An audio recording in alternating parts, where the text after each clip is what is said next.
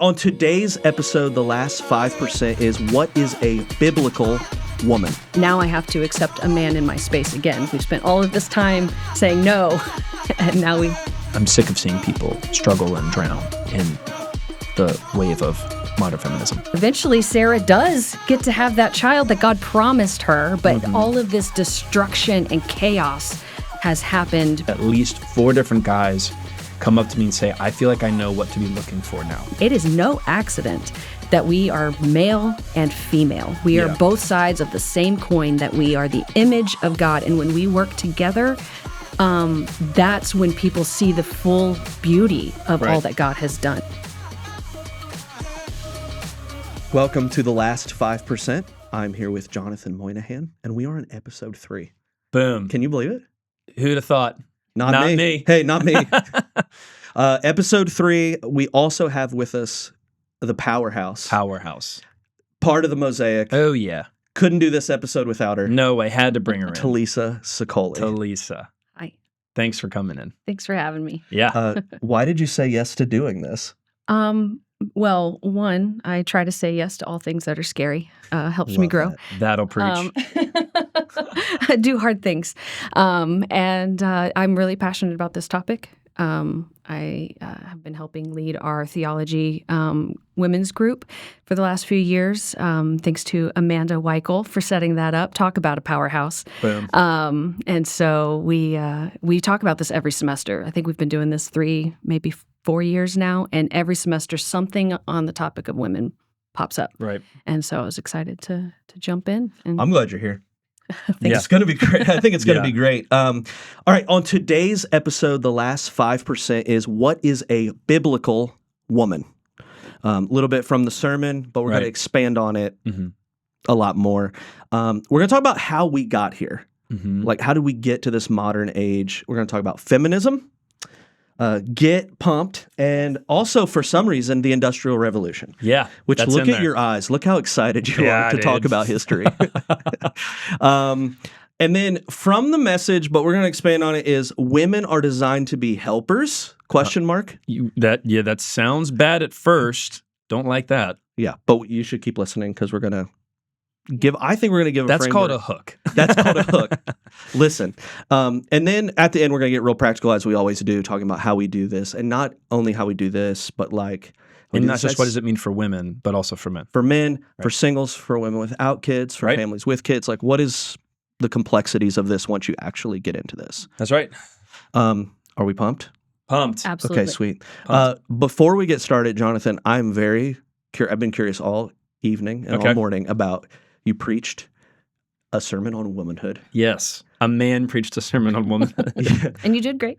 Thanks, Talessa. What was the lobby like? Like, people come up to you in the lobby. It was all positive. It was very encouraging. I only saw a couple people get up and leave in the middle of the sermon, but who knows if they're going to the bathroom or not. You can never tell. Overwhelmingly positive. A lot of women thanking me for the clarity, and they're really not thanking me. They're thanking the Lord for the clarity that the Word brings. But thanking me for that. A lot of women with their teenage daughters were coming in and just like very encouraged by the framework that Scripture offers to help them sort of have autonomy as a woman to express their biblical feminine capacities and not feel restrictive, but also very clear on like what is the divine calling of a woman. And then the thing I was most shocked by was the number of young men in their 20s who said it was eye-opening because they felt like they finally got a vision of like, what is a biblical woman that I need to pursue and be worthy of as a young man? So I had at least 4 different guys come up to me and say, I feel like I know what to be looking for now. And it's not this fashion, this aesthetic, this trend, this common interest. It's like, it's a deeper thing there. And I was really encouraged by it. Because there's a part of you when you do a womanhood sermon that thinks, are the guys even going to get anything out of this? And I actually got more DMs from men after than women. I had more women talk to me in the lobby, but thankfully it was all positive. And I think part of that is we speak about hard things from heartbreak. So even if someone disagrees with what I'm saying, they know it's from a place of caring for them. First service, which one were you at, Talessa? I was at first. So first service, I cried like 4 times. Yeah. Like within the first 4 minutes, I like started talking about my girls and I'm like, oh, here it comes. And I started crying already. And that was the only time that happened, first time getting it out. But I think that the tenor, maybe, or whatever the phrase is, the tone was such that people knew I'm not talking about this from a place of like, get in line, but more so, I'm sick of seeing people struggle and drown in the wave of modern feminism. So if you're any of those people, this episode's for you. Yeah. Or you have any reaction to this sermon or this topic at large, because it's all over the internet. Yeah. This episode's going to break down a lot of what we're seeing elsewhere and why we need to combat it through what the Bible says. And the goal here is to have a biblically rooted conversation about this very incendiary topic, but in a way that is not leading to defensiveness or feels dangerous. Because sometimes these conversations, and talking to the women in my life, the moment a man starts espousing some of these things, they get this defensiveness in their spirit, or it feels like dangerous. Like, oh my gosh, if this gets out, it's going to be bad for women.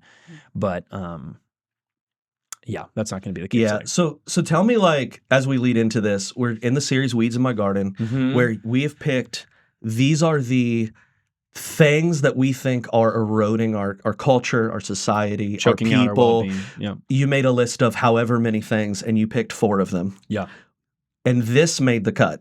Yeah. And so I think some people might be like, is there maybe something better to talk about? Is that, like, why did womanhood? Yeah. And what we see in culture, why did that make the cut? And I would love to, Lisa, why you think that's important Lisa, too. what would you say about why it's an important dialogue and why you've committed a significant part of your, like, unpaid ministry life? Because you are, not on staff, you're not a vocational minister, but you do significant ministry every week through this theology group you've led and through student ministry. What would you say if someone was like, why is the church talking about womanhood? I think it is it's definitely a hot topic, both in culture and in church. I think we have a pendulum swing on both sides, and you see it in social media and things like that as well. I think you alluded to it. You're either you have the pendulum swing of you have to be this, boss babe. You have to do it all. I think Amanda's bit, I texted her later. I was like, yeah, you got it. Yeah. You have to do all of these things, but still, like, be an excellent mom and do these things. Or you're on the other side and you're a trad wife and you need to be home with your kids and you need to be making an aesthetically pleasing home and sourdough sundresses. Yeah. And I mean, you feel that sometimes from the church as well. You're supposed to be a helper and you're not supposed to get in your husband's way and you're not supposed to be smarter than your husband, and all of these things, and I hate that. And I also I love theology, and I also needed to know, like, if I'm leading women, but more importantly, if I'm leading students, young women, I need to know this stuff, and I need to know why. Or how or what is expected of me through Scripture and not through everybody else's eyes, because I want these girls to grow up feeling that they are the image of God and that they are strong and that God has created them with purpose as well. It's not just, the man, and I'm going to marry a man, and now all of a sudden I'm no longer. I don't have gifting anymore. I need to push his dreams forward, and there's a partnership in that. Totally. That I am going to push. Our what is it? Your shared vision. Your shared vision, yeah. Right. So there is that, and I can't walk all over my husband, and I can't also be passive. It's a teamwork sort of situation. But does that end the moment I get married? Am I an accessory now? Yeah, am I an accessory now, or can I continue that once I'm married? So I think what you're talking about is, the best time to plant a tree was 10 years ago. Mm-hmm. The second best time is today. Yeah. And the church has to deal with the wounding that a lot of women carry from the church or from the world. But the second best thing we can do is, how do we prevent those wounds in the lives of our teenagers and young women that can shape a new generation that are living into the health and wholeness that Jesus offers? Yeah. So really, you're getting at, from the burden you feel of caring for women, but also students, is, well, if we're not having this conversation, they're going to get discipled. And they're going to get discipled by those extremes, and neither are going to lead to the flourishing that absolutely the way of Jesus offers. Yeah. So what I'm hearing is, like, the modern way of doing things and kind of like the first 4 waves of feminism and the idea that I just need to smash the patriarchy every day. I did get one DM from someone who's upset at me, but they're not someone at Mosaic. They're just some rando. I don't know why they follow me. That's fun. Yeah. Is like, it's only led us to confusion. There's like, be this, but don't be this, and be this, but good luck doing that if you also have, it's led to confusion. Right. And what we're getting in today in the last 5% is like what the Bible offers is actually clarity. Right. And it's good clarity. It's and actually space to be creative. That's the beauty of it.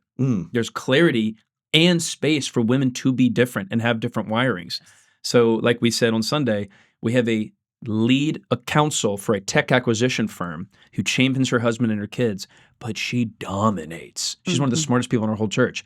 And then there are women who have chosen to like want to be home, make bread, wear dresses, make coffee in the morning. And that's also not second, but there's creative expression within the framework with which God has given us in his word.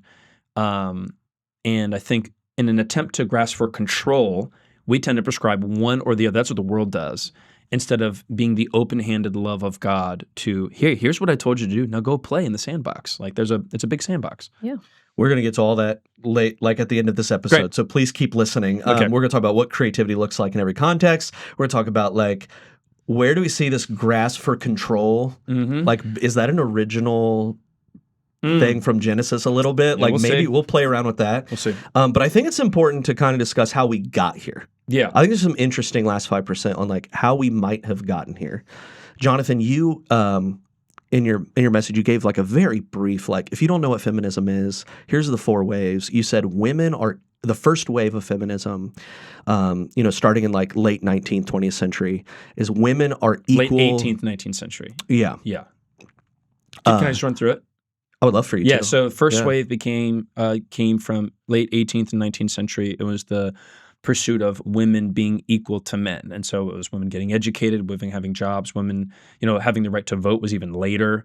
But then it drifted in a second wave, which was sort of the liberation of womanhood outside of men. So, women no longer, for a long time, women needed a man to have a viable life, have a home. I'm reading Winston Churchill's biography right now, and like England, pre-industrial revolution, women only had shelter if they were with a man or with their parents. So think Jane Austen novels, Pride and Prejudice. So second wave was the liberation of dependency on man. Then third wave feminism came along, really started to rise in the 60s and 70s and 80s, where women, and really I would say 2000s, women are better than men. That's sort of like, in order to elevate women, we have to push down men. And that's what we've lived out for a while now. All studies indicate, women are 2 to 1 graduating from college. There's even this thing where women are of such high status culturally that they're not finding suitors because for every woman, for every one guy, there's like 4 women who are killing it. So in a weird way, like the rudest dudes are getting the pick of the herd for women. So it's producing all of these unhealthy dynamics when it comes to dating and relationships and sex. So that's third wave feminism, that women are better than men, so then men get pushed down. And then fourth wave is kind of where we're at, which is, well, a man can be a woman, and they're not really any different, and actually that hurts women. That that demeans them, that actually puts down their feminine power or feminine unique capacity that God has given them. So that's where we're at right now. Let's put a man in a woman's space again. Yes. Right. Yeah, and tell women to deal with it. Yeah. It's fine. Which kind of goes back to what we needed the first wave to be, which was, hey, we're different but equal. Yeah. And that's the divine order of God, that we are the helper and rib language we see in Genesis is we are equal to but separate from. We're opposite, but then we come together to do something. And those two complementary parts can't function if they're the same parts. I don't want to miss the comment you made was so funny. Sorry. No, it's so good. I think we missed it. He just walked through feminism and like it started off of like there are too many men in women's spaces. And the comment you just made of like, well, let's put a man back in a woman's space again. And don't get me wrong. I know there's people that are hurting and confused and lost and all of that. We have to love them and care for them. Yes, it's not meant to be a slashing comment. It's what that feels like is now I have to accept a man in my space again. We've spent all of this time saying no, and now we get to come on back. I think what that leads to just more of like, oh, see guys, this is confusing. And it's sin being cyclical. Yeah. in another 20 years, there'll be another overreaction to it, and then we'll get into another thing. And if we don't have the grounding truth of God's word, which transcends our cultural moment, we'll be struggling. So the origin of that, in some way, is there's this great book by Nancy Pearcey called The Toxic War on Masculinity, and it's about third wave feminism and fourth wave feminism, how there's a toxic war against men, the rising of pushing down men so that women can be elevated. But in one of the chapters, it was really intriguing to me, she talked about how the Industrial Revolution really set things in motion for the cocktail to exist for this hyperreaction to occur. Because prior to the Industrial Revolution, most men and women functioned together in the home, farmland, agriculture, and historians say both the husband and the wife are responsible for the morality and the emotional presence of the home. And it was like they both had this weight of a spiritual weight to care for the kids and care for the home. But then when the Industrial Revolution came, men were sent off to the factories. And prior to the Industrial Revolution, women were actually the ones viewed as like the sexual dynamos. Like women were the ones that you had to look out for. Victorian era writings and historians say that women were the dangerous ones. They were the ones who were going to ruin a home. That was just because a woman had to have a man in order to survive. So she was constantly, not she, but women at that time were willing to undermine a healthy home to gain a child and then have money and then have shelter. Mm-hmm. So women were like dangerous. But now it's flipped, where men are dangerous because they're oppressive, they're violent, they're predatory, all those things. That began to shift during the Industrial Revolution. Men left the home, abandoned their desire to, or their God-given right to care for the emotional and moral well-being of their children. They went into the factories. A bunch of dudes in a factory all day long is a giant locker room, basically, without the civility of modern society. And that occurrence is what prompted women to carry the sole burden of the emotional and spiritual and moral well-being. So men became like apes. Women were stuck at home. There was no co-laboring in this. Men would go all day for 15 hours, come back. They had nothing left. I mean, that was backbreaking labor back then.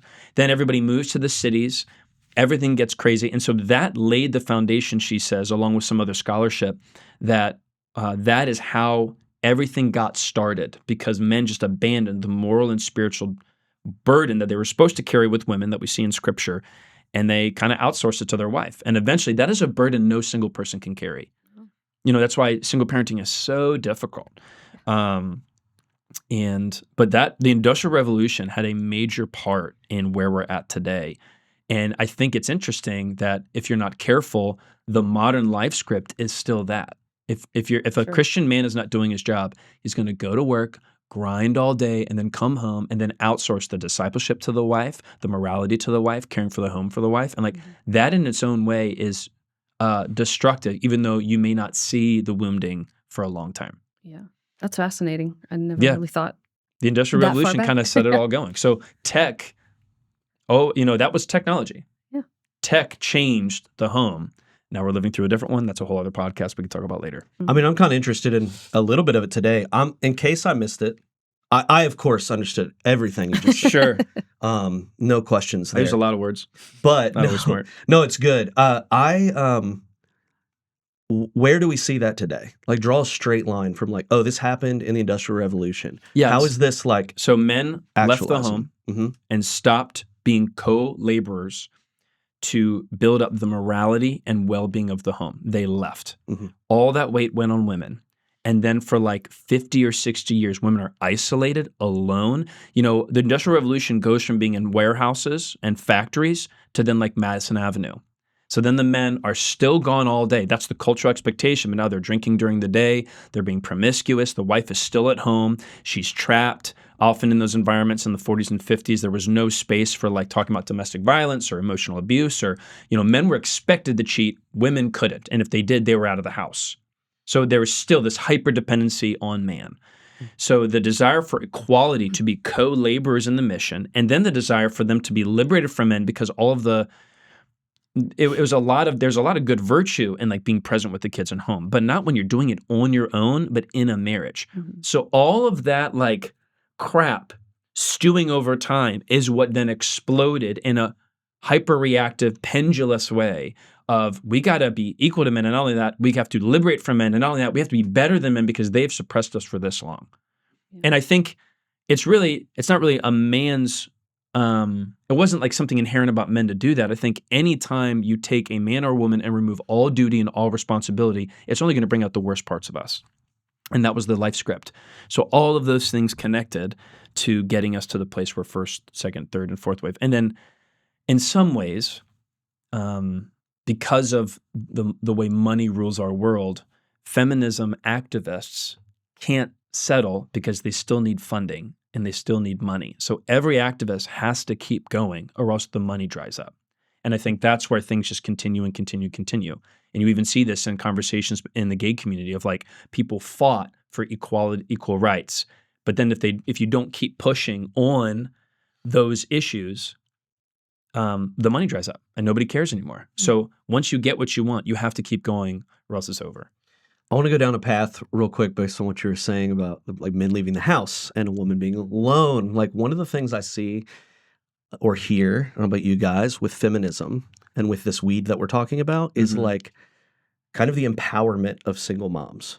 Yeah. Like, I mean, that is an incredible burden to bear, not to can't imagine. Try to like. And we've got tons in our church. I talked to a couple of them on Sunday. Yeah, incredibly difficult. But it sounds like, but I think what our modern world would say is like, that's good. You're strong. You don't need a man. Talessa, what would you say to that? Yeah. I mean, I know you've shepherded women like that in groups before. Yes. That is a life. I don't know how they do it, quite honestly. Yeah. Can you set that question up? So it takes incredible strength to do it. Yes. But the world would kind of like overtly celebrate you and be like, yes, girl. Yes. Good for you. You don't need a man.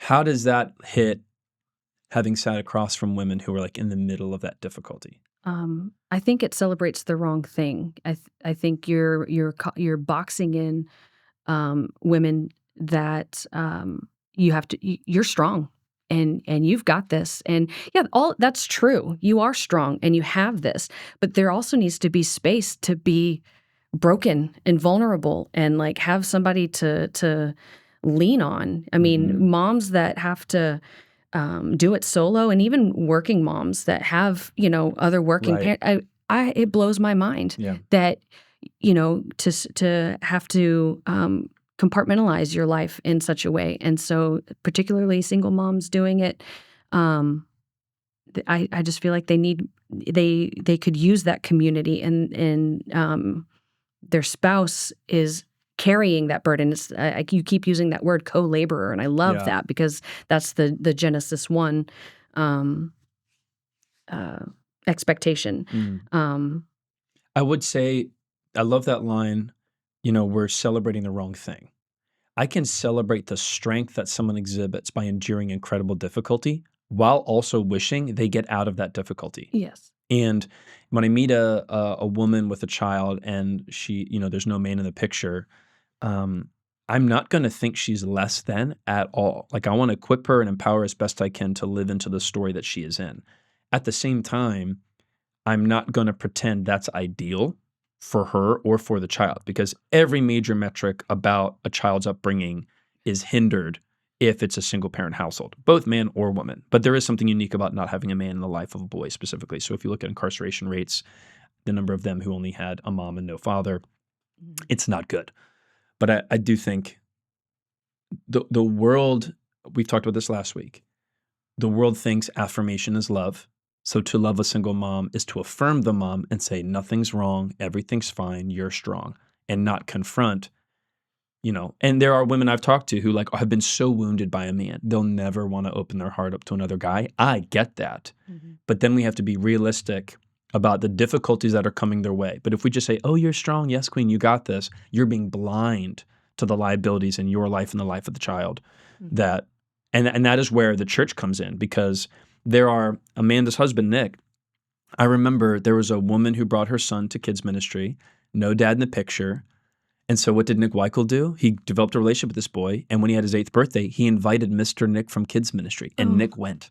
That is a beautiful vision of how a single mom can thrive amidst the very difficult life and the wounding that she has, but in partnership with the church, so that there can be like a biblical covering for that family through the church. Like that kid still has a man that he can look up to. That's a beautiful thing. Yeah, we do that with a friend who's, it's not always that the man left on his own. He was, he died, and we have great friends in our community, and that's that lost dad and with a young son, and it burdened us as her crew. Like, we want to be there for them, not only to take the burden off by, come for a meal that you don't have to think about, pay for, or, participate in, right, by cooking or whatever, and then let your kid run free with his friends. And then there are 4 or 5 dads that speak into his life. Yeah. And that is so important in anybody's life, but particularly for the single moms. I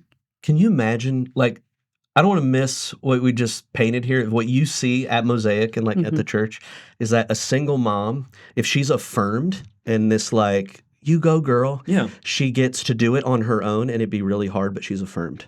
right. And if she steps in and goes, I need this other piece, she steps into maybe a church community, and her son gets 5 dads, or at least figures that can...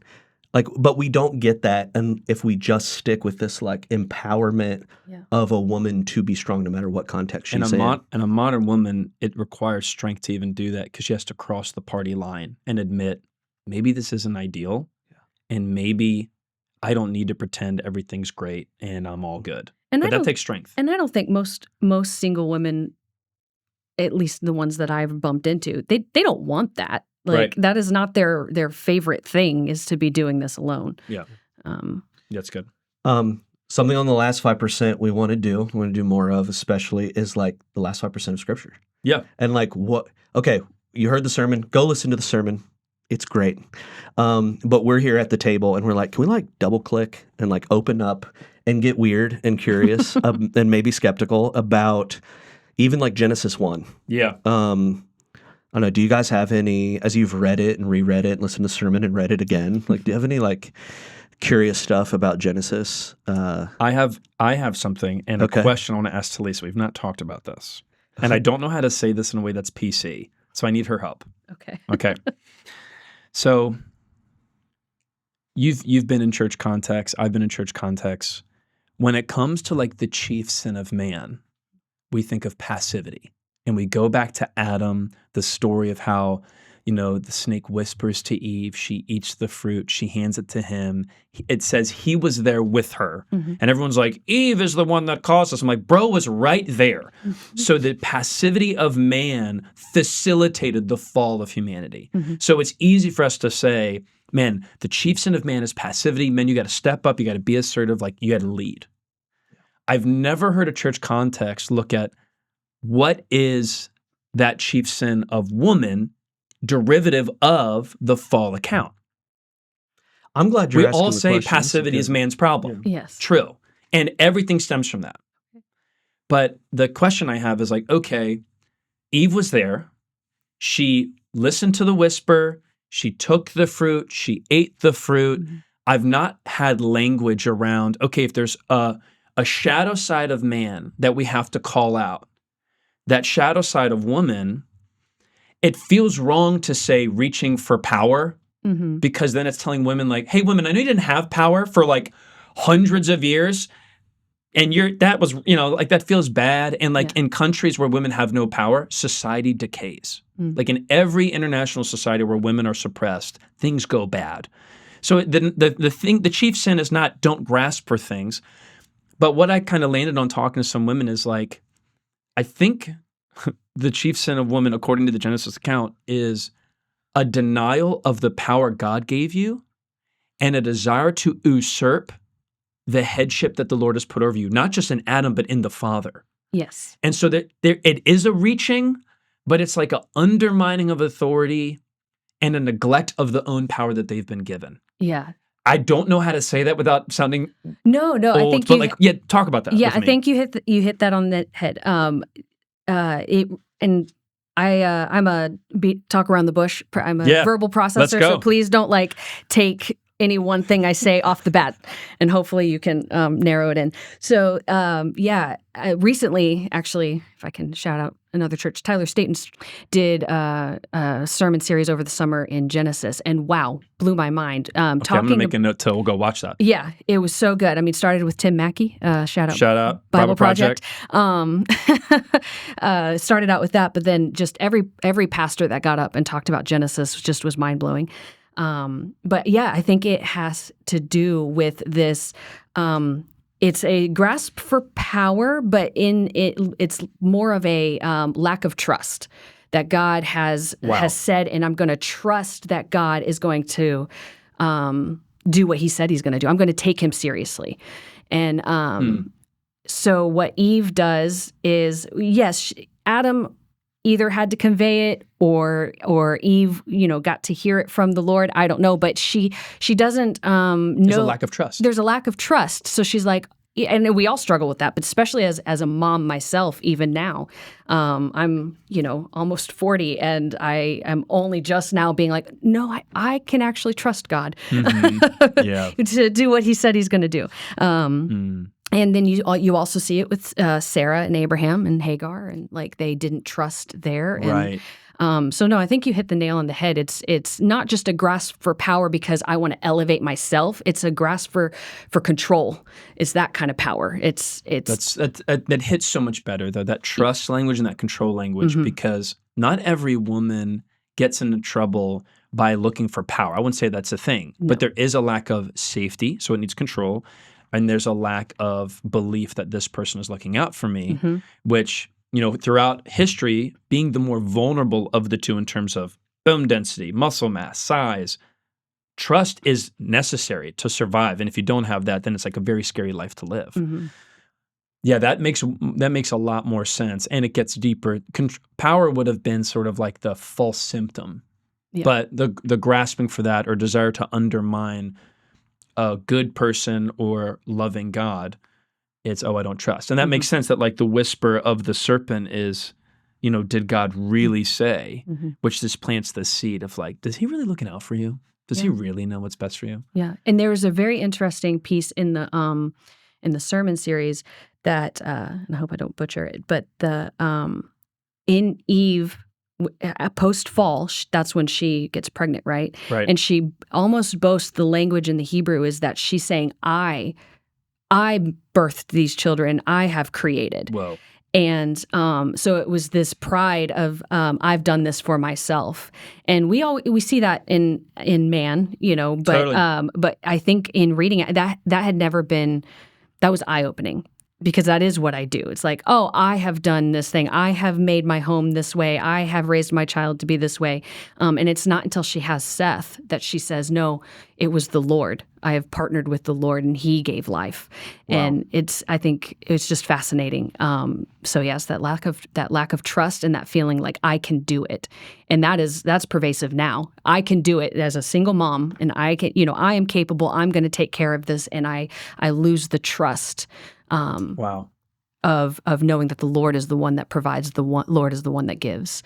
Yeah, so like to apply this for a listener, it's like if you're a man, go root out where you're being passive. Where are you sitting on your hands when you have clarity about what you need to do, but you're not doing it? And for the woman, it sounds like what we're landing on is like, hey, where are you not trusting the Lord or those that God has put in your life for your good? And so, it's complicated with a husband because like he's a flawed individual as well.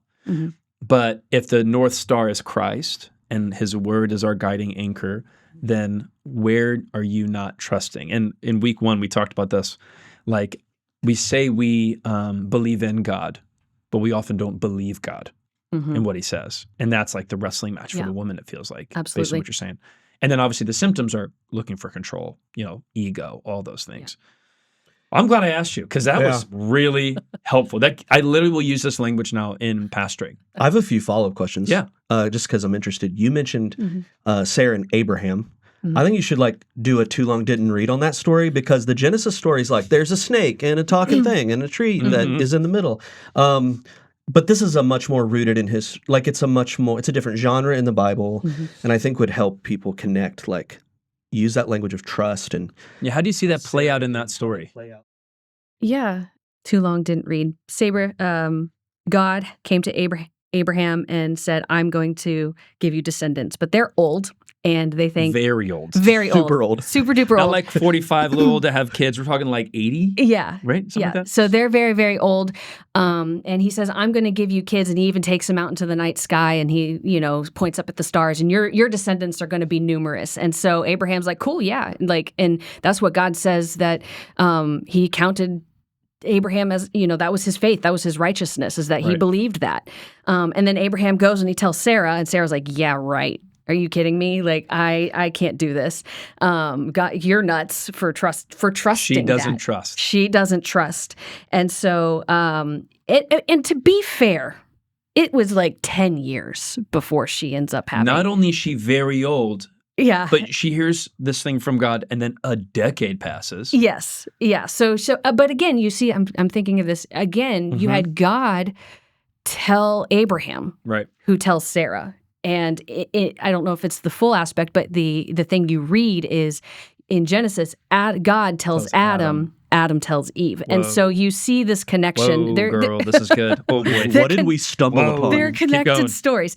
You also see it, so she doesn't trust, and she doesn't believe she doesn't believe God. And so she says, here's my servant, here's my slave girl. She takes control. She takes by control. Offering the slave girl. Yes, and says, here, have her. I'm going to... She sees that Hagar is the answer. She takes Hagar, and, bad things happen. It's the see, take, destruction that is a theme throughout Scripture. And so he essentially sleeps with Hagar, probably without her consent. Yep. And she gets pregnant, and I don't understand how this works, but now Sarah thinks that she has a kid, but instead Hagar sees that she's elevated now. And you kind of talk about it, the oppressed now becomes the oppressor. She looks at her master Sarah, and she's like, I'm better than you, and like, you can't produce kids. So now this whole mess has been made, and eventually Sarah does get to have that child that God promised her, but all of this destruction and chaos has happened because she didn't trust in the first place. Right.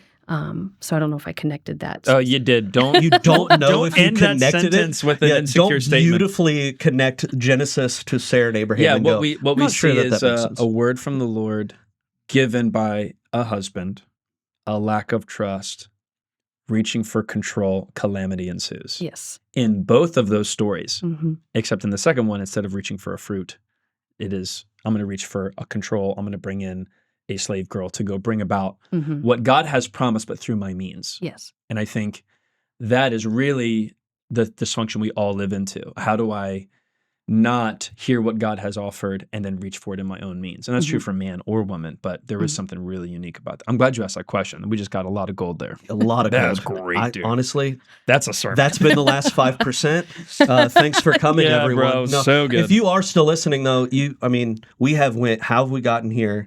What were the bumps along the way? Where we see this in Scripture, we've made a beautiful connection. Well, Talessa has. We've benefited Shout from it. Shout out. Bible and now it's more like, okay, so what do we do? In Jonathan, in your message, we talked a lot about the word ezer. Yeah. Ezer. Could you give us the correct pronunciation? It's the best I got. Okay, great. We'll say ezer because I can't roll my R's either. I studied Spanish in college. I had my minor in it. Still can't roll my R's. It's pretty embarrassing. And so this word is translated to a mighty help. Yeah, that's like a universal statement scholarship has tended to land on. A mighty help, mighty support. Which if we didn't do all that work and led with like, all right, podcast hey ladies, on womenhood, your job is to be a helper. It's like gross, turning this off. Yep. What's next on my YouTube algorithm? Yeah. Okay. But it's not that. Yeah, so it's used for two different beings in Scripture. It's used for God and then women. Pretty good company. Pretty good company. Yeah. I would love to have a word that only is attributed to the Lord and myself. Yeah. And the picture of it is a lot bigger than just like staying in the kitchen. Oh, yeah. And it's in the sermon. You should listen to it. But there's also this really good illustration that you've told me before that I want you to go over again, and it is that of an umbrella. Yeah, I got this from a woman on Instagram. I don't know if maybe Amanda sent this to you. I sent it to Amanda a while back. It's a woman at like some sort of women's conference talking about how men and women are equal but different. They both function together for the flourishing of the world. And she talks about like when you walk through Manhattan and it starts to rain, all these people come out with like $3, $5 umbrellas. And they hand you an umbrella and you hold the umbrella and you get home. And the umbrella can take the water, it hits it, it goes down, but then you stay dry. And she basically says men function as umbrellas. There's certain things that they're called to do. And the heat, like if I want to stay in the shade, I don't want to get wet, I need an umbrella that will help me and all that stuff. But then she goes in and says, there are wood handle umbrellas and they're like Gucci umbrellas or they're like REI umbrellas that are like made for the wilderness and those are heavier. And if you want to have that umbrella, you have to be willing to hold the umbrella and have to have the strength to endure the umbrella. And so she uses this illustration of like the quality of the holder then facilitates the function of the thing that's being held. Mm-hmm. And it's not a shallow illustration, but it captures that like if I want to be, I don't want to get burnt, I don't want to get soaking wet, I don't want to have to endure all this stuff. And so there is like this covering that she views the connection between man and woman together in marriage, that the man is the one who should want the rain, should want the burn, should want the sun, should want the wind so that they can protect and provide for his family. But then there is this burden of like, don't walk around expecting a $3 umbrella when you've got a wooden handle umbrella of a husband. Like there's a partnership here. And that resonated with me just because I'm like, yeah, like there is a quality to both parties that is necessary. And if in some cases there is a woman capable of holding a very heavy wood handle umbrella, but the man she's with is like a $3 flimsy one that's going to go inside out when it gets windy outside. Mm-hmm. But yeah. That's an interesting. It's interesting. Yeah. I'd want to poke at it a little bit more. I don't have much more to say about it. I've heard another theologian speak of it as, I think you mentioned the pillars. Yes. Of God's temple or whatever is the ezer, but essentially being the side, like the structure of a building. The beams of a building. And so I also think of like if the beam is not holding the weight, it's all going to crash down. Like you remove one Jenga piece at that base, it's no longer structurally sound. And so, that's. So there's all of these illustrations for like, being a helper isn't just like being an accessory. Well, if you go with the beams illustration, for example, what determines how much can happen in a room is based on the beams and based on the pillars. Like for our church, for example, the scope of how many people we can accommodate, the space we have for the Lord to move is predicated upon our pillars and the beams. Mm-hmm. And when this building, if we're in some dystopian futuristic environment and this building has been under decay, the last things that will remain are the pillars and the beams. Like the walls will fall off. And so it's like there's something super foundational, important, and long-lasting about this illustration of being an ezer. Like it dictates what can happen, how the family flourishes. It is not a less than secondary. No, it's this image together, male and female.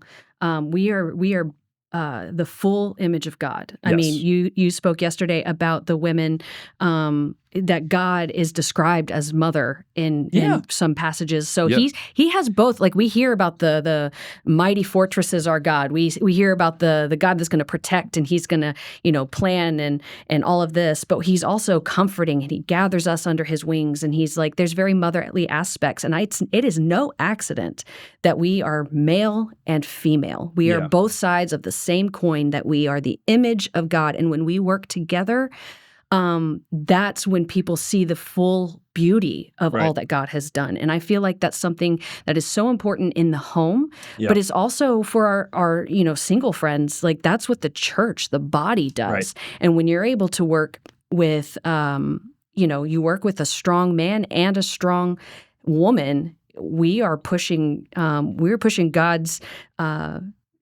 creation forward. Yeah, we're moving down the field. Yeah, we're moving down the field together. Yeah.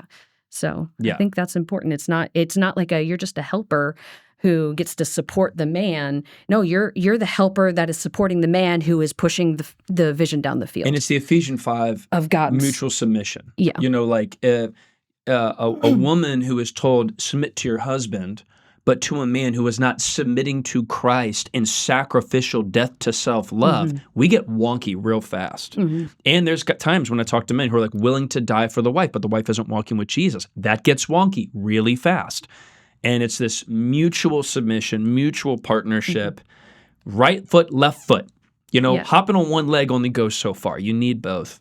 Yeah, which feels very outdated for us, but like in the modern world was revolutionary. In the ancient world, in the ancient world, it was revolutionary. Oh, totally. Men didn't submit to anybody except the king or the Caesar or the whatever. Like you didn't submit, and so I just want to put that in perspective. Great. No, that's great. I want to move the conversation on, but I also don't want to miss the absolute gold that we're talking about right now. But we've said like, it gets wonky real quick. It's probably best to move into like the practicality of wonky for who and how does it get wonky and how have you pastored people that are in different situations, and in your ministry, what have you seen? How's it gone wonky for men and singles and people with no kids and people with kids? Like we're gonna do a game of what abouts? What about this person? Great. And I think it's good to start with the men. Yeah. Because I feel like I got my butt kicked this weekend. Yeah, you texted me after. I was like encouraged and surprised. Yeah, I was pissed. Like in a good way. Yeah. I think what I texted you was, I was sitting next to my wife who was like, yes. And is a really good example of a lot of this stuff. And I'm like, man, am I even like doing enough in the kingdom to need this kind of help? Whoa. Like, shoot. Like, I think what I texted you was... Like, I have a woman of great strength and aid. Am I even like... What if she increases in it? Holy crap. She had a baby this past year. She did. Yeah, she did. Yeah, that's absolutely true. And now I'm like, oh my goodness. I think what I text you, and I don't know if... tell us in the comments if any other men, like, felt this too, but, like, this message made me want to step up as a man more than maybe the entirety of Necessary Masculinity. Isn't that interesting? Like, we did 4 weeks on masculinity. 6. With 5 a.m. workouts. Yeah. And that was good. Totally. Go listen to it. But this one message really kicked my butt. And like, what would you say to the men? Actually, both of you. Like, what would you say to the men that are like, maybe like feeling like I need to step up? Or maybe what do you say to the men who listen to that message and don't feel like they have to step up? The starting point of healing is admitting you have a problem. Like you can't beat cancer until you realize you have it. You can't fix your limp until you realize your hip's out of socket. Like there's a resetting that has to happen. And so in God's loving kindness, if Sunday it was like a resetting of some way, don't receive that as a judgment statement. The primary marker of his love in 1 Corinthians 13 is patience. So I talked to a kid on Sunday who I was like, bro, why do you think God's like rushing you? Like his love is patient. That's what his word says. So receive it as a resetting. That's like a beautiful gift. And then I think a productive thing to do would be like, I want to be worthy of the aid and support that you have within you. What do I need to do, or how can I position myself to encourage that in you, but also be worthy of that? And just have that courageous conversation of like, in the same way, if your wife came to you and said, how do I position myself to be a better aid to you? It'd be humbling to hear that, but also you'd probably have something for her. But if you go to her and say, how do I die to myself in such a way that you're excited and encouraged to be an ezer? She'd be really humbled. Most couples don't have this, where someone opens themselves up to criticism or feedback. But I'd say that's the first thing. It's good. And then for the single guys, man, this is what the Lord says to look for. Yeah. I got a question for Talessa on that. You do student ministry. Yes. If our student director let you get all of the high school guys in a room and you got 10 minutes to speak on this and say, hey, you're single men, we just listened to what biblical womanhood is. What kinds of things what would you want them to would you say? I think I'd say start now. It doesn't get easier once you have a wife or a girlfriend that you're, want to be your wife. And if you have a girlfriend, you should want her to be your wife. This isn't Yes. playing house. Yes. Unless you're younger than junior year, don't think about that yet. Yeah. Just wait. Dating is to discern spouse quality. Yes. Not to just have fun. That's a whole nother topic. 18 to 25-year-olds. 18 to 25. Start now. Like your integrity starts now and with the little things you can control. That's good. So are you serving? Are you in the word and in prayer? Are you guarding your heart and your eyes? Are you guarding your heart and your eyes? Do you have men you can be accountable to? That's great. Now. And so, especially if you're a Christian, you are part of the body of Christ. Yes. You may only be 15 years old, but like you can do great things now, right. In the church. And so I would tell them to start now, but also don't make trying to, I'm doing this so that I'm a great husband. Do this so you can be a great man of God. Like that's the start, right. Because he's ultimately who you are pleasing and who you are serving, because he is good and he cares for you, and everything that he asks you to do is for your good and his glory. Yeah, your target is child of God and being faithful to Jesus. Great husband and great dad will be a byproduct. Yes. But if you focus on, and we see this, guys who want to be great dads, but they're bad husbands, well, guess what? You're not going to be a good dad.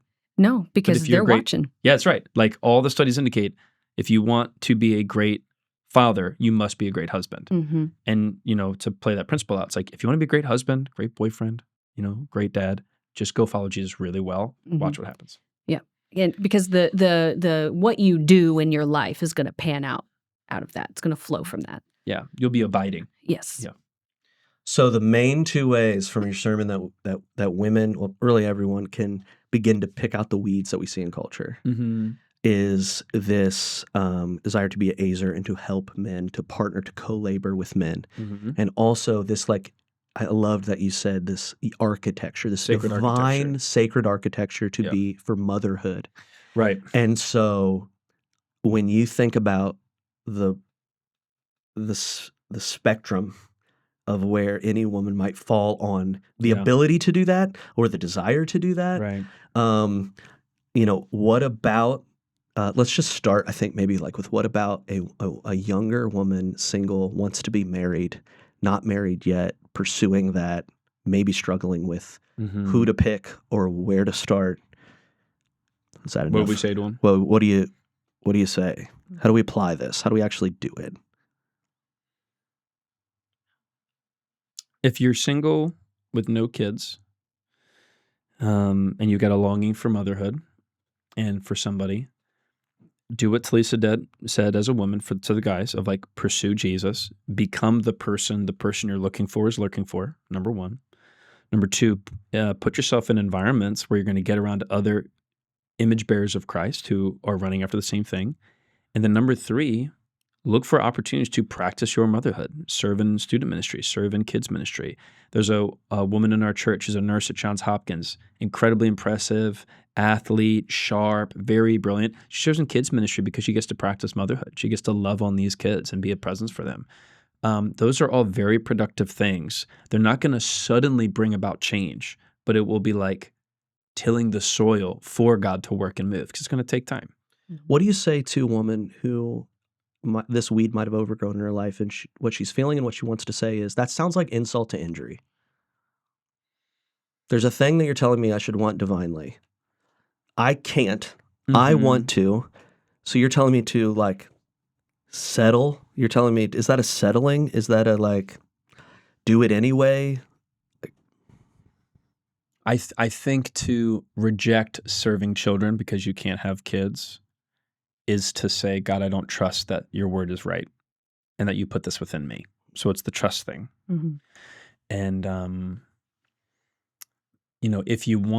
when you go to physical therapy to fix an issue, all they do is make you move the issue, and it sucks. But there's something about that. I've got friends in my life who for years like had some deep wound because of what their parents did to them related to like, food or working out or whatever. And like to heal from that, you've got to lean into food or working out. If you have a deep wounding related to public speaking and like you're terrified, you only conquer that by actually putting yourself in environments to speak publicly. So I just reject the idea. It kind of goes back to last week that to heal from something or live well, you have to like run from it. Yeah. But I also think that if it's, yes, we want kids ministry and we want student ministry and that sort of thing, but you can also be a spiritual mother in your, like, where you are, where you're planted. Yes, right. That could be your neighbor, that maybe is from out of state. We got a lot of military families. You probably know somebody that you could just be helpful with the kid, but also maybe just with the adult. Like, start caring for somebody within your realm. And I would argue that there are also, you're mature and your baby Christians. Like, you can be a spiritual mother to that as well. And we don't want to diminish the pain of people struggling to have babies, but I mean, ultimately, that's going to keep happening. People are still going to have babies, so you can't exactly run from it. But see where God has. I think it's all mission as well. See where your God has called you to be. We don't want you to just jump into kids ministry because you feel like that's going to fix it and make it better. Right. But you could do any number of things. But what is the mission that God has called you to, and lean into that, because He's gonna care for you along the way. Yeah, and someone who has a deep wounding around like not being able to have kids, I'm not saying go hold little babies because that might wreck you.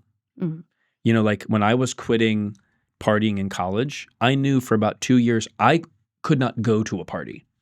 Like I could not sit there with a red cup and not be stupid. Mm-hmm. And I think in some ways, like this, someone who's gone through that car crash, we've talked about, we're not going to tell them get in the car and drive through the intersection again. Like you have to lovingly walk into healing and mission. And I love what you said, Talessa. Yeah, like we have to think broader than just what are the methodologies or mechanisms of the church, and you have to fit into that puzzle piece. Yeah, just exercise the muscle of being an ezer, no matter where you are. But there will be atrophy if you don't. Yes. You got to do something. Yes. Also do something now. Yeah. Like so this week, I'm listening to this podcast right when it comes out, maybe Friday morning. What do I do over the weekend, no matter what my context is? That's my question to you guys. If I'm a woman, if I'm a man, I mean, ask God to reveal an opportunity. You'd be shocked what happens if you have your spiritual antenna up all day. Mm-hmm. I've done things in my walk where, it's like, today, Lord, if I feel a nudge from you, whether I can tell if it's you or not, I'm just going to do it. And that may mean like going to get groceries for somebody or getting a gift card for groceries and leaving it with a note. Yeah. And there's times when I've said no and I'm out of integrity with God, and that's no fun. But ask God give you an opportunity and then say yes to the opportunity, or ask some friends. Mm-hmm. Like if you're completely alone, you don't have community, that's number one. Mm-hmm. And that's the life script for a lot of people. Your coworkers are your friends. That's all you got. Yeah. Let's branch beyond that. Okay, so that's a lot of good practical stuff about motherhood. Mm-hmm. But there's a step before that. Hopefully. That's marriage. And some people, especially at Mosaic, a church people don't go to church, are currently married and then finding the gospel and trying to apply it to their lives, after being married. Yep. Wanting to be faithful to a husband, and do all of this stuff. What do you do if you're not aligned there? Mm-hmm. If you're married to a boy, not a man, mm-hmm. That isn't starting to align with what you're trying to do. Where do you go from there? What's it been like for you shepherding women in those contexts? Maybe she's on fire for Jesus, mm-hmm. and she knowingly married someone who doesn't walk with Christ, or she came to Christ, got baptized, now she's on fire, but her husband's disinterested. What's it been like for you to kind of help those women, or what advice have you given? I want to say, off the bat is like I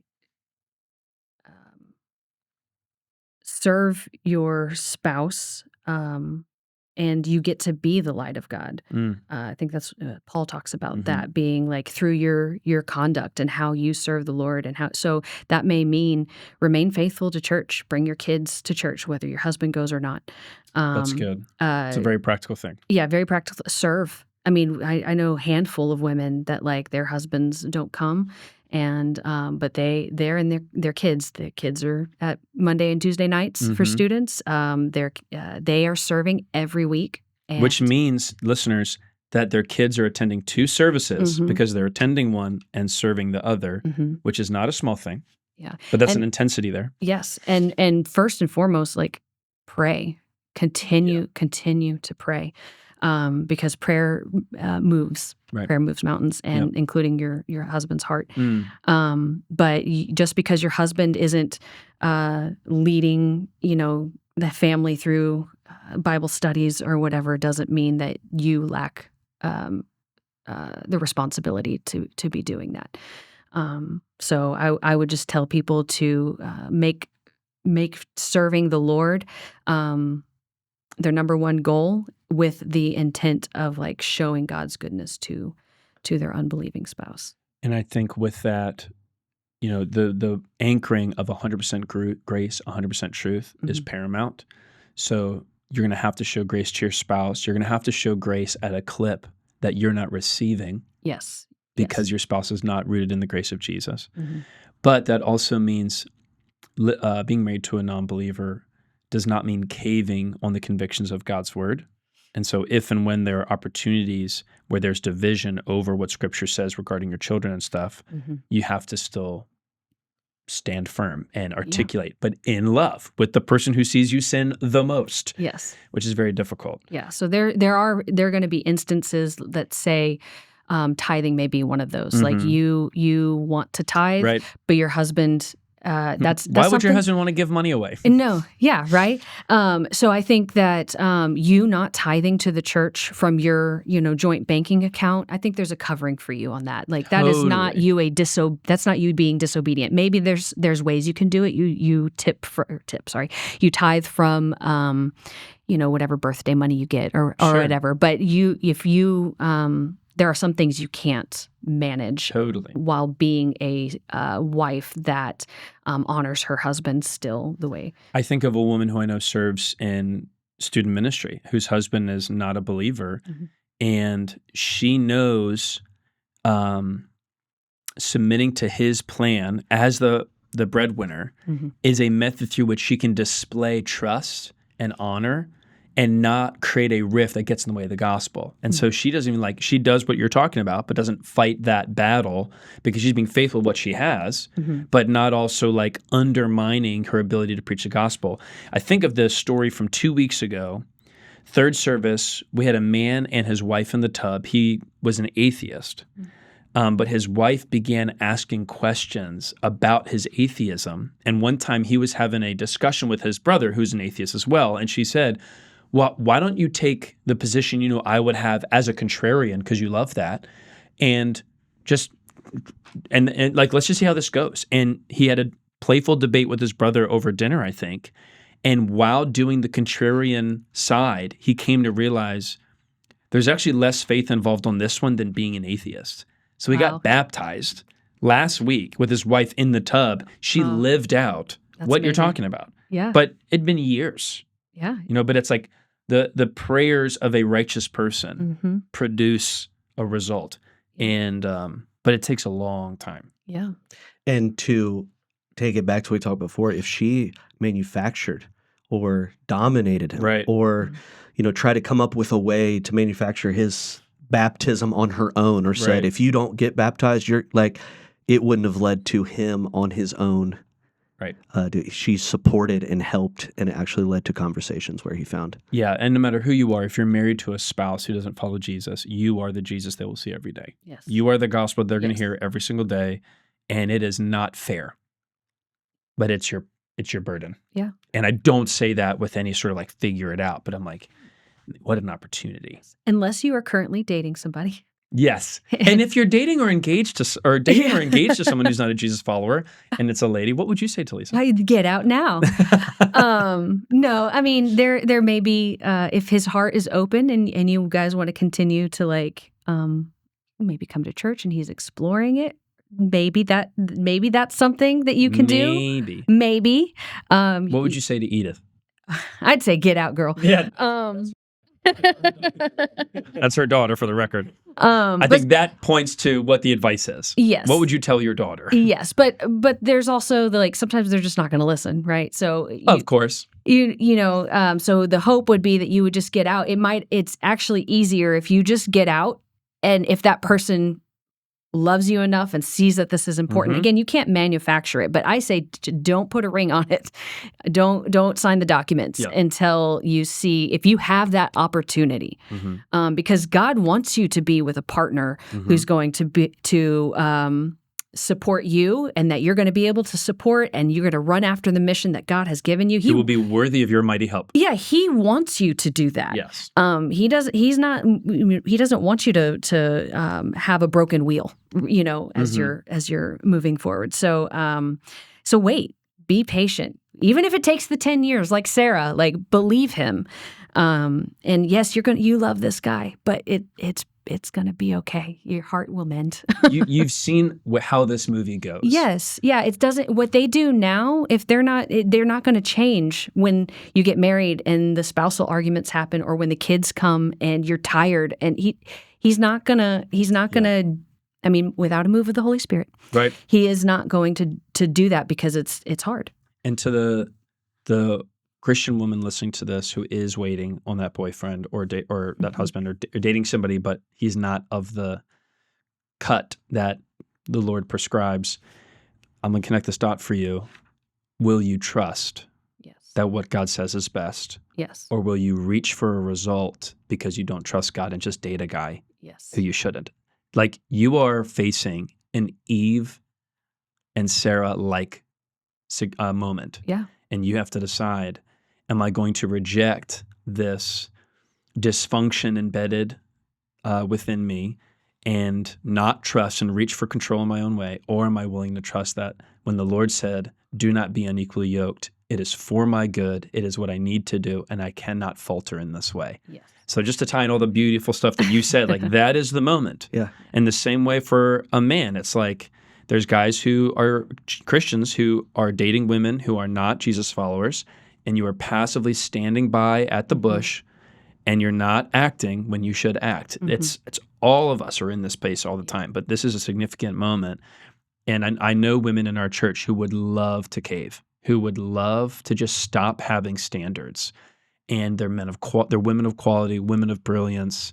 And if you're listening, you know who you are. Do not give in. Do not fall on the journey of trusting the Lord for what he has is good for you. Because I talk to dozens of women almost every single week who wish they could go back and avoid this scenario because they played it out, and now they cry on Sundays because all they want is for a husband to be there, and he wants nothing to do with it. You get to choose your hard, right? Like, choose your hard. You're going to either wait and it's going to be hard now, or you're going to settle and it's going to be hard then. So choose your heart and make the wiser of the choice. But I want to make sure I clarify. I don't want to make it sound like we're pressuring men to be top notch. They have to be. I've had women that it's like, well, I'm waiting for the perfect guy that can lead me and can do all of this stuff. We grow together. Yeah. It's the integrity and it's the steps that a man is taking. He doesn't have to be already at 100% before he doesn't have to be Billy Graham to marry a guy. Yeah. So I just want to, because I think that can also put pressure on men or even women if you're going to flip that side to be like, oh, I have to be perfect before I do that. No, the person you're wanting to walk with in life, you want to make sure that you're great. Yeah. Great. This is a dance, and I feel like we could go on another 20 minutes about it. But also, we are putting pressure on men to step up. But also, this is an art and a dance as we step into it's what the Bible... to manage. It's a tension to manage. Tension to manage. As we figure out like how, as men, to step up and be worth having the help and support of a woman who lives completely into what it says in the Bible. And so if you have questions about this or want more, please put this in the comments. We would love to respond and know that this is what's on your heart. But man, what an episode. Talessa Sokoly. It's good. That is, so good. as we say, our last 5%.